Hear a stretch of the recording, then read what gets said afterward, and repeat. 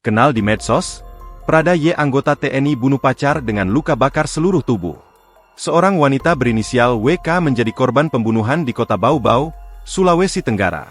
Jasad WK ditemukan di bawah jembatan pemandian Kogawuna, Kecamatan Kokalukuna, Kota Bau-Bau, Sulawesi Tenggara pada Minggu, 21 Desember 2025, sekitar pukul 12.30 WITA.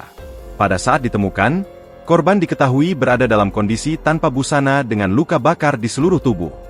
Hasil olah tempat kejadian perkara, TKP, sementara ditemukan mayatan di leher, luka akibat pukulan benda tumpul di kepala serta luka bakar tersebut.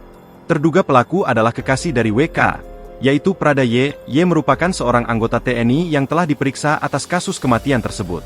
Hubungan mereka berawal dari pertemanan di media sosial.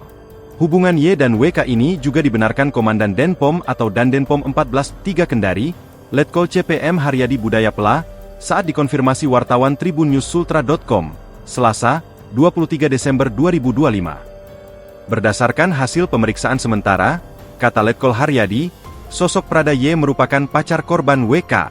Sementara, Prada Z merupakan rekan Prada Y sekaligus WK. Berdasarkan hasil pemeriksaan kalau statusnya pacaran, ujarnya.